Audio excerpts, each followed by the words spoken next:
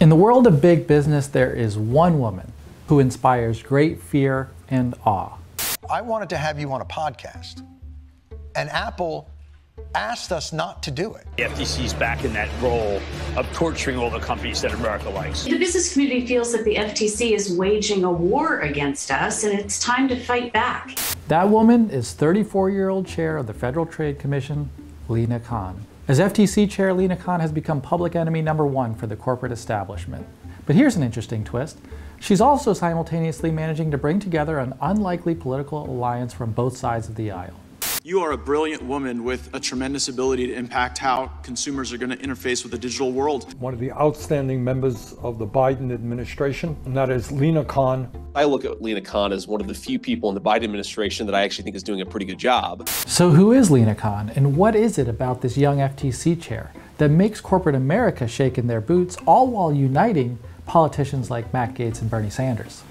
Many political bureaucrats who enter government service do so with the framework of wanting to be seen as fighting on partisan terms for their respective parties. They're often looking ahead to their next cushy job rather than worrying about being strong public advocates in their current roles. Unlike public servants of the past 4 decades, Khan enters with a very different framework. She's more interested in analyzing who has too much power and who doesn't have enough. She's not fighting a partisan game. Instead, she's focused on something that she's had her eyes on since she was a teenager, waging battles against powerful, predatory multinational corporations that are exploiting working people.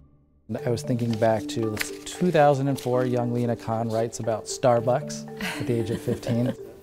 When did Lina Khan get so animated around a vision of wanting to address economic justice, particularly corporate power in America? You know, from an early age, I was interested in being a journalist. And one reason why I wanted to be a journalist was because at their best, they hold power to account. After college, I ended up working for an organization where my job was instead to look at how different markets were structured. One of the first areas I did this work was in poultry farming. You have millions of consumers on one end, thousands of farmers on the other end, but they're connected just by a very small number of companies. And practically that can mean that for a chicken farmer, their entire livelihood is just dependent on one company. And so that company has huge amounts of power over them. And so it was just a clear picture of how concentrated economic power, concentrated corporate power is ripe for abuse. In 2012, Khan wrote a poignant article called Obama's Game of Chicken, in which she foretold the kind of public servant she would aspire to be, one who stood in sharp contrast to Obama's then legal enforcers at the Department of Justice. In this article, Khan was critical of Christine Varney, the head of the DOJ's antitrust division, for making compromises with power instead of taking them on in court. Varney's approach was simple, and it mirrored the cautious political approach taken by government regulators for decades. Quote, "If you overreach in the courts, you will lose, and the very behaviors you are calling illegal will be validated by the court." According to Varney, the government was unlikely to win against powerful poultry producers in court, and therefore she was unwilling to wage an uphill legal battle. And she had this to say about the apparently too big to touch corporations gaining a stranglehold over our economy. You know, in America, we reward success. And I applaud the companies that have been very successful in the last decade, particularly the technology companies. Like clockwork, Varney left Washington to join Cravath, a fancy corporate law firm in Manhattan. She now represents wealthy clients who are facing scrutiny from Biden's antitrust enforcers.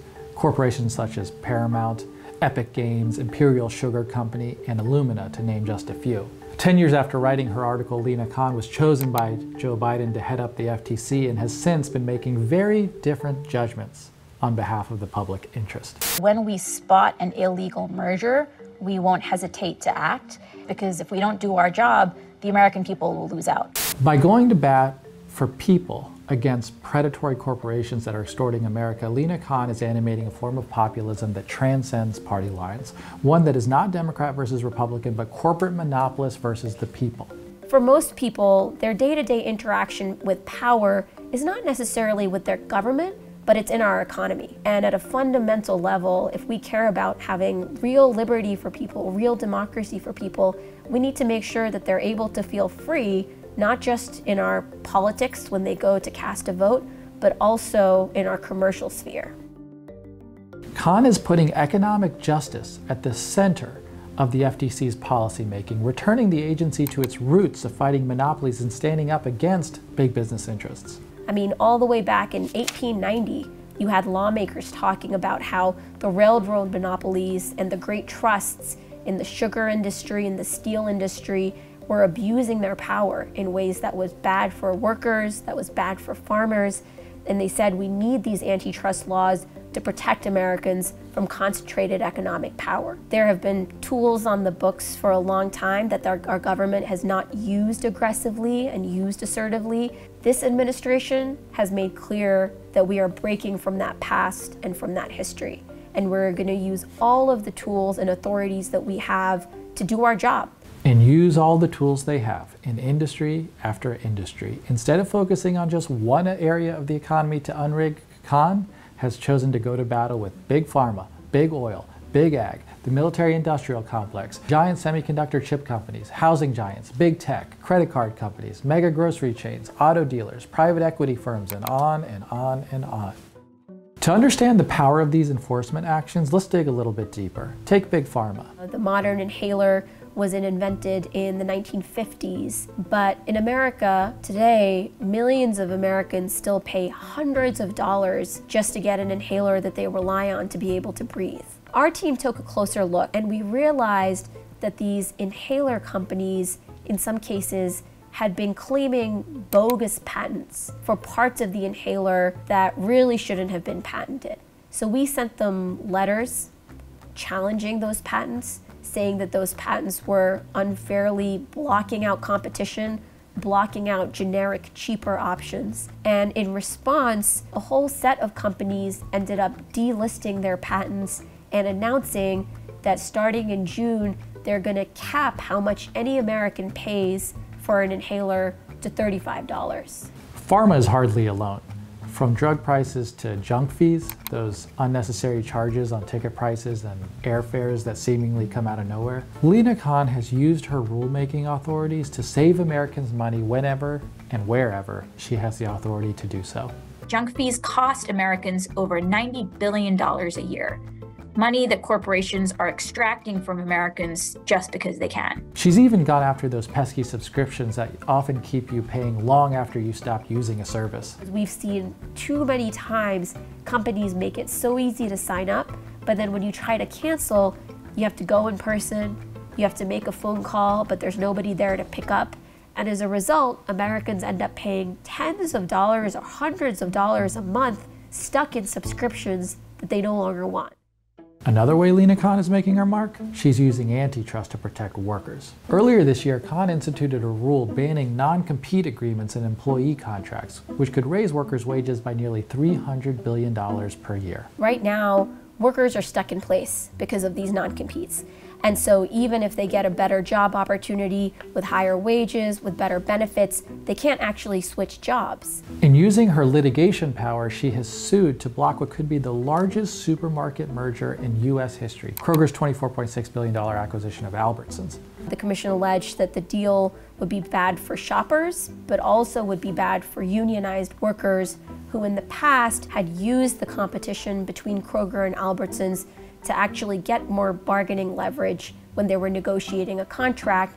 But perhaps her biggest claim to fame is her battle with big tech, a battle she's waged since law school when she wrote a widely cited paper called Amazon's Antitrust Paradox. As the country's top antitrust enforcer, Khan has gone after Silicon Valley's biggest tech giants. The Federal Trade Commission and 17 states are suing Amazon, claiming it operates an illegal monopoly. Zuckerberg in court today for a hearing surrounding the FTC's antitrust suit against the company. OpenAI is facing a new complaint filed with the FTC today over the company's popular ChatGPT product. There is enormous opportunity here for a vibrant market, but we also see risk. We see risk of consolidation, we see risk of monopolization. As her critics love to point out, not all of the legal battles Khan has waged have been successful, but unlike her predecessors, Khan hasn't taken a play-it-safe approach that worries simply about her record in court. It's about proving that there are people in government who have the courage to wage tough battles in ways that have not been seen in recent history. People all too often are being pitted against massive corporations that have a lot of power and that feel they can use that power to bully people, to coerce people, to steal from them. And the government's supposed to be on the side of the people and enforce the laws to protect them.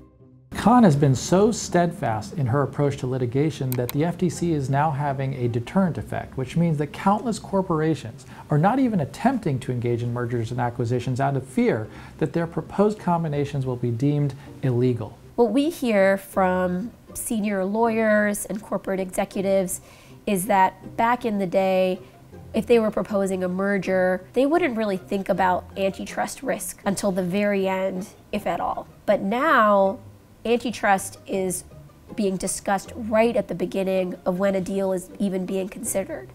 And as a law enforcer, our goal has to be to deter illegal behavior to begin with. All of these actions have made Lina Khan a frequent target of the CEO class in America. Just take a look at the pages of the Wall Street Journal. In those op-ed pages, you'll find more than 100 articles attacking her in just the past few years. As of January, the Journal had run an average of one piece every 10 days attacking her. Big business has been gunning for Lina to be fired, and they pounced quickly once Kamala Harris became the Democratic Party's presumptive nominee for president. I do think that Lina Khan is a person who is not helping America in her job and what she's doing. And so I would hope that Vice President Harris would replace her. But I will say Jonathan Cantor in the end, Attorney General, he goes, Khan goes, these people go. A number of prominent Democrats have been lobbying Harris to drop people like Lina Khan. Do you think that that's going to happen? And would you lobby for that? Yeah, I would. You would? Yeah, I think she's a dope. Still, Khan remains undeterred. You've got a whole bunch of conservative actors who want to raise a fuss because, quite frankly, they seem to know that the things that you're doing impact bottom lines and affect their power. Can you be bullied? Absolutely not. This is a job that Congress has given us, and it's no surprise that when you try to enforce the anti-monopoly laws assertively and in a way that's faithful to what Congress told us to do, monopolies are going to fight back. Lina Khan is revamping antitrust and reminding the people who the FTC was created to fight for and against. She speaks softly while carrying a big stick. With her courage and dedication, Khan has put forth a model for how government officials should use their time and authority while they're serving in public office. I mean, the problems that Americans are facing in their day-to-day lives are so urgent, are so painful, and we really owe it to them to use everything we have to try to fight for them and protect them when the law is on their side.